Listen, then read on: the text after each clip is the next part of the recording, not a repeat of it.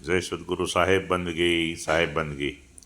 जल में कुंभ, कुंभ में जल, बाहिर भीतर पानी, फूटा कुंभ जल जल में समाया, हई तथ्य कथ्यो જ્ઞાની।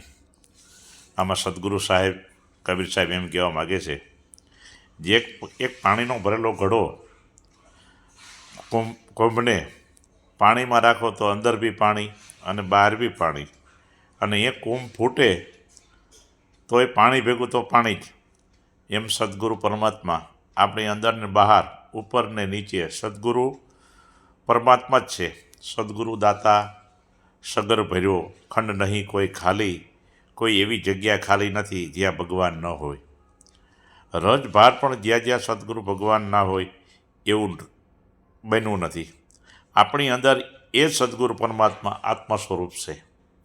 એને જ્યારે આ પાંચ તત્વનું માટલું ફૂટે છે ત્યારે બ્રહ્મ ભેગું બ્રહ્મ ભળી જાય છે। જેમ કુંભમાં ઘડો ફૂટે પાણી ભેગું પાણી થાય છે, તેમ જેમ પાણી ભેગું પાણી ભળી જાય છે। અને આ રહસ્ય સદગુરુ સંતના બાળકો જીવતા જાણે છે।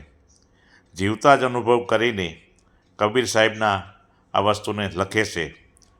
યહી તથ્યો જ્ઞાની। જય સદગુરુ સાહેબ।